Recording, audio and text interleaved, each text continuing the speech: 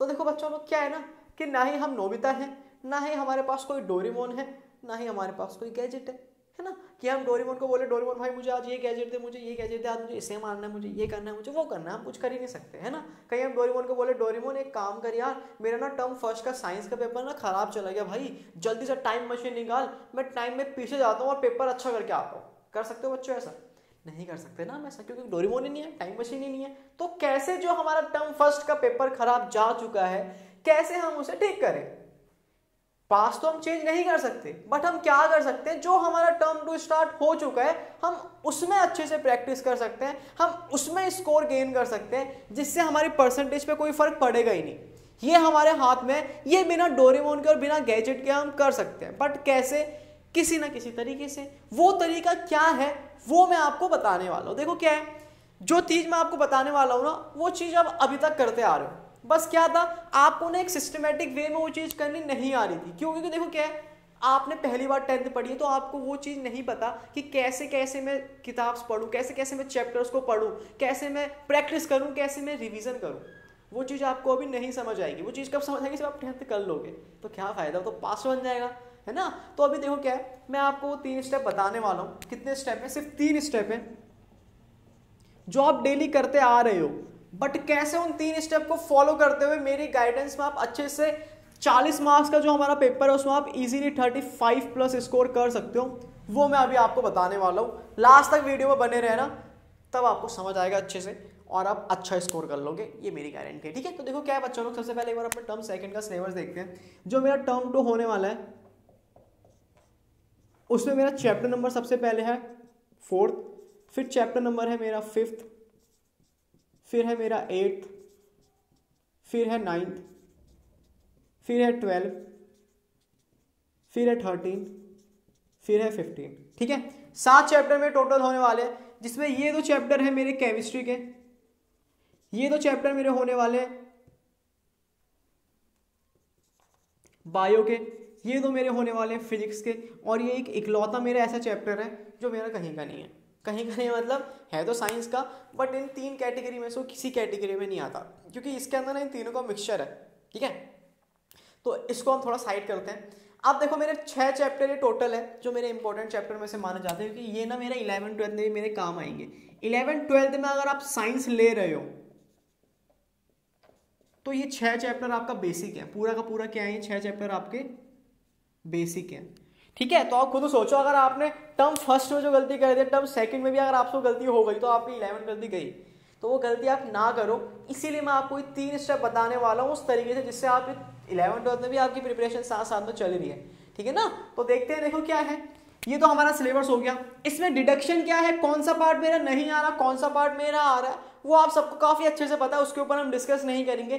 बाकी जिसको नहीं पता, वो जब मैं इस चैनल पर चैप्टर्स की वीडियोस लाऊंगा एक एक करके, वहां मैं बताता जाऊंगा कौन सा पोर्शन आपका मोस्ट इंपॉर्टेंट है, कहां से कैसे क्वेश्चन आएंगे, कहां पे से कौन सा पार्ट आपका कटा हुआ है। ठीक है, और कैसे कैसे क्वेश्चन हमारे चैप्टर में से बनते हैं, वो मैं स्टार्ट इस चैनल पे सीरीज कर चुका हूं। जिस सीरीज में चैप्टर नंबर 4 हमारा आ चुका है, जिसकी लिंक आपको डिस्क्रिप्शन बॉक्स में मिल जाएगी। 1 शॉर्ट वीडियो है विद क्वेश्चंस, और क्वेश्चंस वो जो हमारे जहां जहां से जिस टॉपिक से हमारे क्वेश्चन मोस्ट इंपॉर्टेंट आने के चांसेस होते हैं, तो आप उस चैप्टर को भी देख सकते हो। पहला चैप्टर मैं आपका करा चुका हूं, बाकी मेन चैप्टर में से आपके 5 चैप्टर बचे हैं, जो आपके जनवरी के हर वीक में एक चैप्टर आपको देखने को मिलेगा। ठीक है, तो हम तैयारी कर रहे हैं, आप भी अपनी तरफ से तैयारी करिए। तो देखो क्या था, 6 चैप्टर है, जिसमें से जो मेरा केमिस्ट्री में से है, केमिस्ट्री में से मेरे 10 नंबर की वेटेज है केमिस्ट्री के 2 चैप्टर की। बायो के 2 चैप्टर की मेरी वेटेज अप्रॉक्स 13 मार्क्स की है। फिजिक्स के 2 चैप्टर की वेटेज अप्रॉक्स मेरी 12 मार्क्स की है। और जो मेरा चैप्टर नंबर 15 इकलौता, जिसको मैंने किसी कैटेगरी में रखा ही नहीं है, ये इकलौता चैप्टर मेरा 5 मार्क्स का। तो ये देख लो, ये थोड़ा ऊपर नीचे वेरिएशन चलती रहती है कि 1-2 क्वेश्चन कहीं से कम कहीं से ज़्यादा आ गए, लेकिन ये इसकी मेन वेटेज है। ठीक है, कि 10 केमिस्ट्री, 13 बायो, 12 फिजिक्स, 5 नंबर का 15 चैप्टर। ठीक है, तो ये था। तो ये हमने थोड़ा सिलेबस देख लिया, वेटेज देख लिया, आपको अभी चल जाएगा पता जब आप आने वाली वीडियोस देखोगे चैप्टर की, कौन सा चैप्टर मेरा इंपॉर्टेंट है और कौन सा टॉपिक मेरा ज़्यादा मोस्ट इंपॉर्टेंट है, कौन सा डिडक्टेड है, उसकी दिक्कत मत देना। अभी हम जो हमारा मेन फोकस है वो ये है कि हम 35 प्लस कैसे स्कोर करें, है ना। तो देखो क्या है, जो ये 3 स्टेप है ना, मैं आपको ये 3 स्टेप समझाऊंगा, बट शर्त क्या है कि इन 3 स्टेप को ऐसे ही फॉलो करना जैसे मैं आपको बता रहा हूं, थोड़ा सा भी आगे पीछे मत करना, ठीक है। खुद से एक्सपेरिमेंट मत करना, खुद से प्रयोग करने मत लग जाना, वरना जिंदगी आपके साथ प्रयोग करेगी। चलो छोड़ो, कोई दिक्कत नहीं है ना, आगे बढ़ते हैं। तो स्टेप देखो, 3 स्टेप है, जिसमें मेरा एक स्टेप नंबर फर्स्ट आएगा, एक मेरा आएगा स्टेप नंबर सेकंड, एक मेरा आएगा स्टेप नंबर थर्ड। तीनों स्टेप आप हमेशा से करते आ रहे हो, क्या कि पहला खुद को प्रिपेयर करो, फिर करो रिवाइज, रिवाइज करने के बाद करो प्रैक्टिस, प्रैक्टिस के बाद जाओ पेपर देने के लिए बोर्ड का। तो प्रिपेयर रिवाइज प्रैक्टिस। अब ये प्रिपेयर रिवाइज प्रैक्टिस हम कैसे करें वो देखो। सबसे पहले बात आती है प्रिपेयर करने की, कि आखिरकार प्रिपेयर करना हम स्टार्ट ही कैसे करें, कैसे हम खुद को प्रिपेयर करें ताकि हम रिवीजन ही कर पाए और प्रैक्टिस भी कर पाए और बोर्ड का पेपर दे के आए। तो प्रिपेयर करने के लिए सबसे बेस्ट तरीका क्या है कि चैप्टर्स को पढ़ना स्टार्ट करो। खुद से समझ नहीं आ रहा है, कोई दिक्कत नहीं, यूट्यूब पे जाओ, जिस टीचर से आप पढ़ रहे हो उससे पढ़ो।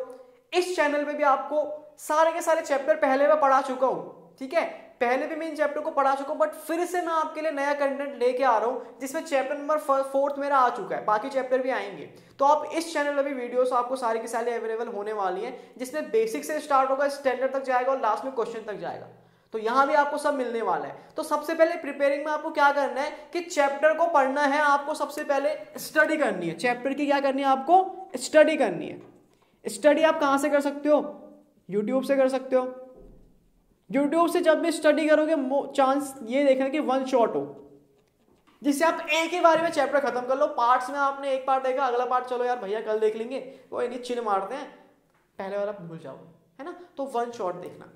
फिर कहाँ से देख सकते हो, बाकी आप कोई भी टीचर आपका हो, चाहे स्कूल का हो चाहे ट्यूशन का ऑफलाइन हो, वहां से आपने स्टडी करी और आपने साथ साथ क्या बनाने हैं, फिर नोट्स बनाने हैं। जो भी आपने पढ़ा है, चाहे आप YouTube से मुझसे पढ़ रहे हो चाहे किसी अदर टीचर से पढ़ रहे हो, जो वो पढ़ा रहा है, जो मैं आपको लिखवाऊंगा यहाँ बोर्ड में, वो नोट्स आपको कॉपी में उतारने हैं, ठीक है, अपनी लैंग्वेज में। जो लिखवा रहा हूं वो समझना है आपको और लिखना है अपनी लैंग्वेज में। अपने नोट्स बनाए हुए काफी अच्छे होते हैं, उनको पढ़ने में मजा आता है। लास्ट टाइम पे आपके नोट्स या आपके क्या है, एक तरीके से सहारा है, ठीक है। उस टाइम पे कोई सहारा नहीं होगा, नोट्स आपके सहारा होंगे, ठीक है।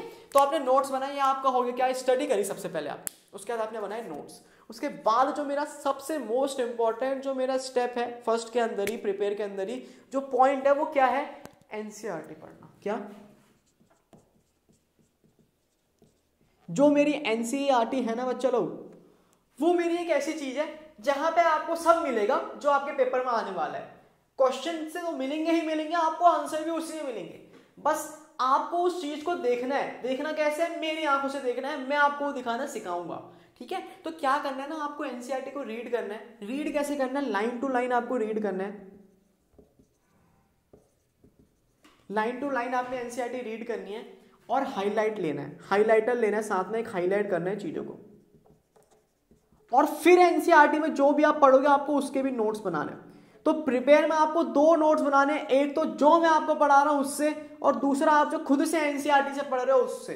तो आपको 2 नोट्स बनाने हैं, क्या, एक तो जो मैं आपको पढ़ाऊंगा वाले नोट्स, दूसरा एनसीईआरटी वाले नोट्स। क्योंकि एनसीईआरटी एक ऐसी चीज है जहां पर आपको सब मिलेगा। लाइन टू लाइन पढ़ोगे एनसीईआरटी, तो उससे क्या होगा ना, देखो फायदा क्या है कि एक तो आपको पता चल जाएगा कि इस इंसान ने, एनसीईआरटी ने, कि कहां पर किस चीज के लिए कौन सा वर्ड यूज करा है ना। अगर आपने वहां पर मान लो कि उसने कहीं पे यूज लिखा, उसने यूज की जगह वहां पे कोई और वर्ड यूज करा, तो आपको वर्ड समझ आ जाएगा कि यूज के लिए मैं इस वर्ड को भी यूज कर सकता हूं, मतलब इस्तेमाल कर सकता हूं, है ना। तो जो वर्ड वहां पे वर्डिंग है, जो उसने लाइन टू लाइन चीजें समझाई है, जिस टॉपिक वाइज उसने वो चीजों को समझाया, वो आपके दिमाग में एग्जैक्ट कॉपी हो जाएगा, जिससे आपको जब आप पेपर में लिखने जाओगे ना तो आपको दिक्कत नहीं होगी, आपने पढ़ भी रखा है। सिर्फ आपने चीजों को समझा नहीं, आपने लाइन टू लाइन पढ़ा, तो आपको पता है कि वर्डिंग क्या है। वर्डिंग मैटर करती है। ये नहीं कि आप राम कहानी लिख के आ जाओ बट उसमें कुछ वर्डिंग नहीं है, कुछ भी नहीं है, कुछ भी आप लिख के आ गए, लेकिन है सही, लेकिन कुछ भी आगे पीछे वर्डिंग नहीं है, एक सिस्टमेटिक वे में नहीं है, तो वो मैटर नहीं करता चाहे आप कितना ही बड़ा लिख के आओ। मैटर क्या करता है कि आपकी वर्डिंग और किस वे में आपने लिखा है। तो एनसीईआरटी हमें वो वे बताती है, ठीक है। वहां भी समझ नहीं आता तो फिर उसके लिए मैं हूं, उसकी दिक्कत मत लेना, आगे बताता हूं कहां पे मैं आऊंगा आपकी मदद के लिए, ठीक है। तो ये आपका प्रिपेयर में आ गया। दूसरा, जब आपने स्टडी कर ली, प्रिपेयर कर लिया, एनसीईआरटी लाइन टू लाइन पढ़ ली, मोस्ट इंपोर्टेंट चीज यहां पे एक और क्या करनी है, एनसीईआरटी में एग्जाम्पल जितने भी हैं सॉल्व या अनसॉल्व। दूसरा, एनसीईआरटी की जो एक्सरसाइज है वो आपको सारे के सारे क्वेश्चन करने। जितने क्वेश्चन एनसीईआरटी में है सारे खा जाओ, सारे के सारे, उससे बाहर कुछ नहीं आता। एनसीईआरटी का एग्जाम्पल एक भी नहीं छूटना चाहिए मोस्टली, और ना ही उसके एक्सरसाइज के एक भी क्वेश्चन छूटने चाहिए, सारे के सारे करो। ये तो आपका हो गया प्रिपेयर करना, कि आपने खुद को तैयार कर लिया जंग के लिए। कैसे करना है? सबसे पहले वन शॉट वीडियोस देखो, दूसरी बात उसके नोट्स बनाओ, तीसरा एनसीईआरटी पढ़ो लाइन टू लाइन, हाइलाइटर लेके और नोट्स बनाते हुए। जब आपने ये दोनों चीजें कर ली, फिर आप करो एनसीईआरटी के एग्जांपल्स और उसके जो भी एक्सरसाइज वाले क्वेश्चन है सारे के सारे। तो ये आपने खुद को प्रिपेयर कर लिया है, ठीक है। यहां पर आपके साथ मैं हूं, ठीक है। चैप्टर्स को आपको पर वीक में एक चैप्टर मिल जाएगा, मतलब आपको एक चैप्टर के लिए आपके पास एक वीक है। कितना है? एक वीक, ठीक है। मतलब कि अप्रोक्स टू अप्रोक्स मैं कहता हूं कि फरवरी 10 तक हमारा सारा का सारा सिलेबस खत्म हो जाएगा। क्या फरवरी 10 तक अगर आप मेरे साथ बने रहते हो तो मैं आपका पूरा कंप्लीट सिलेबस साइंस का खत्म करा दूंगा, और फरवरी 10 के बाद जो भी हमारे पास टाइम बचेगा उसमें हम क्या करेंगे? एक तो प्रैक्टिस करेंगे, दूसरा हम करेंगे रिवाइज, साथ साथ सारी चीज करेंगे। बस हर वीक में आपको चैप्टर कंप्लीट करना है, ठीक है। 10 तक नहीं तो 15 तक भी अगर आपका जाता है कोई दिक्कत नहीं। कुछ बच्चे वीडियोस लेट देखेंगे या चैप्टर 4 से लेट देखना स्टार्ट करेंगे तो उनको एक वीक चाहिए, कोई दिक्कत नहीं। 15 तक जाएगा तब भी हम साथ हैं, 20 तक जाएगा कोई दिक्कत नहीं, हम करेंगे रिवीजन। क्यों? क्योंकि हम सिस्टमैटिक वे में पढ़ाई करेंगे ना। तो चैप्टर नंबर 4 आ चुका है, बाकी चैप्टर भी धीरे धीरे आने वाले, साथ अब बने रहना। लिंक आपको इस डिस्क्रिप्शन बॉक्स में मिल जाएगी इसकी, चैप्टर नंबर 4 की। तो आपने खुद को प्रिपेयर कर लिया, फिर बारी आती है रिवाइज की। अब रिवाइज में क्या होता है ना, रिवाइज में ना सबसे पहले ना देखो क्या है, रिवाइज में आपको ना जो आपके नोट्स हैं उनको खोल के देखना, आपको नोट्स को पढ़ना है। दूसरा, जिस टॉपिक में डाउट है उस टॉपिक को आपको रिवाइज करना है। रिवाइज आप कैसे कर सकते हो? फिर से यूट्यूब पे आओ या जो भी आपका टीचर हो उस चीज को समझो, ठीक है। ये तो हो गया आपका काम कि आपने खुद से क्या करना है, अपने नोट से गो थ्रू करना है एक बार। दूसरा, जो भी आपका टीचर है आपको उसको समझना है, उससे समझना है। उससे समझ नहीं आ रहा यूट्यूब से समझो, मुझसे समझो, किसी और टीचर से समझो, वो आपकी मर्जी है। दूसरा, जो यहां पर रिवाइज में मैं आपका साथ देने वाला हूं, मैं क्या करने वाला हूं, मैं यहां पे आपके लिए इंपॉर्टेंट टॉपिक की वीडियोस लाने वाला हूं। जो हमारा सिलेबस खत्म हो जाएगा, जब मैं इन चैप्टर्स को खत्म कर दूंगा, मैं पर चैप्टर में से इंपॉर्टेंट टॉपिक को उठाऊंगा, उनकी वीडियो में इस चैनल पर डालने वाला हूं। और इन इंपॉर्टेंट टॉपिक्स में वो टॉपिक्स में कवर करूंगा जिन टॉपिक से मेरे क्वेश्चंस बनने के चांसेस सबसे ज्यादा रहते हैं, और जो टॉपिक मेरे आने वाले 11th 12th के लिए भी बहुत ज्यादा जरूरी है और मेरे बोर्ड के लिए भी जरूरी है, वो टॉपिक यहाँ पर होंगे।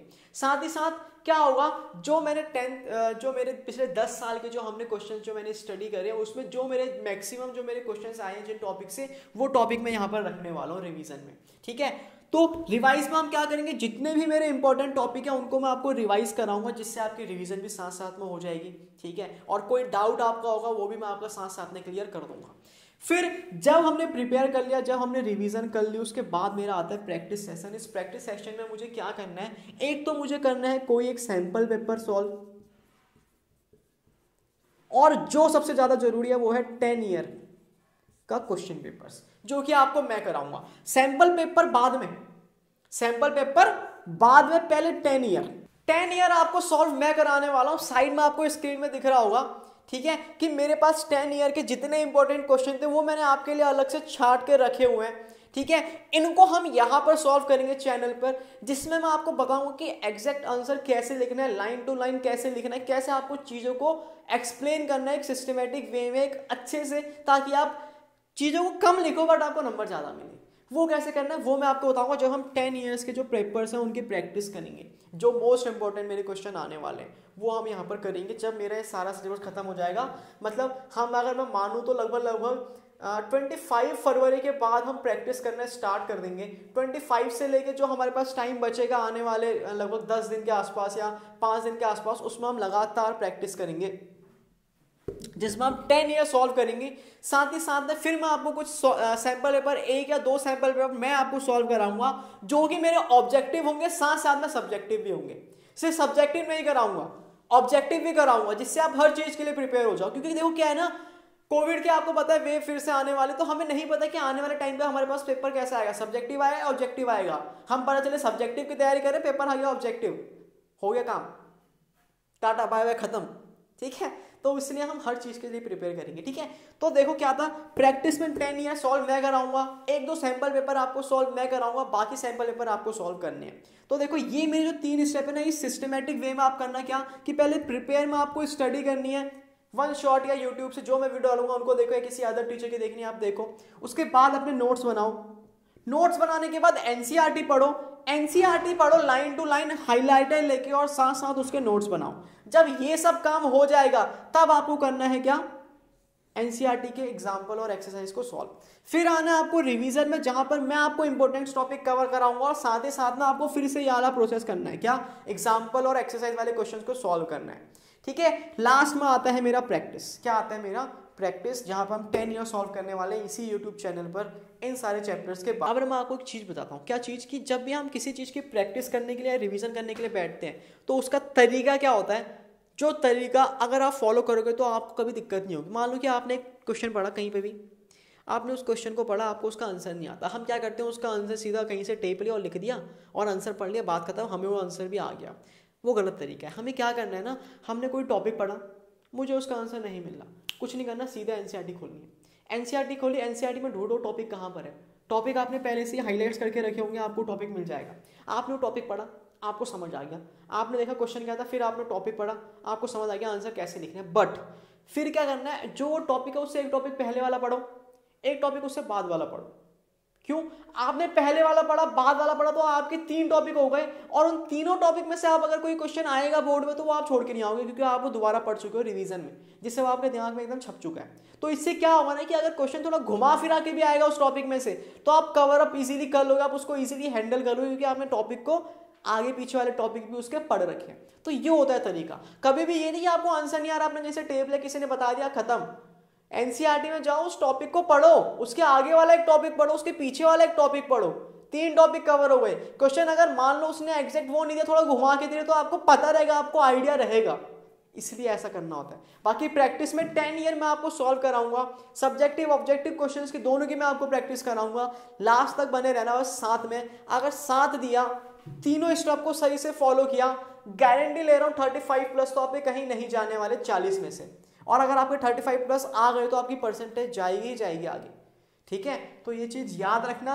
ये था मेरा चार्ट। अब देखो क्या है ना, ये तीनों स्टेप मैं कहीं से छांट के नहीं लाया, ठीक है ना, मैंने खुद से ही तीनों स्टेप नहीं बनाए, सबको पता है, पूरी दुनिया को ये तीनों चीजें पता है। बट देखो क्या है, स्टेप ऑर्डिनरी है, ये एक्स्ट्रा ऑर्डिनरी कब बनेंगे, जब इन ऑर्डिनरी स्टेप्स में आपके एफर्ट्स ऐड होंगे, तब जाके ये चीज क्या बनेगी, एक्स्ट्रा ऑर्डिनरी बनेगी। और एक्स्ट्रा ऑर्डिनरी जब आप प्रैक्टिस कर लोगे, एक्स्ट्रा ऑर्डिनरी जब आप बन गए, तो आप इजीली 35+ स्कोर तो कर लोगे, बल्कि 40 में से 40 कर लोगे, ठीक है। तो ये चीज हमेशा याद रखना कि स्टेप, तरीका, हर कोई तरीका ऑर्डिनरी है, वो एक्स्ट्रा ऑर्डिनरी तब बनता है जब उस स्टेप को, उस तरीके को अपनाने वाला इंसान उसमें अपने एफर्ट्स डालता है। जब उसने अपने एफर्ट्स उसमें ऐड करे तो वो ऑर्डिनरी स्टेप उसका एक्स्ट्रा ऑर्डिनरी बन जाता है, और वहीं वो इंसान रेस में ना आगे निकल जाता है।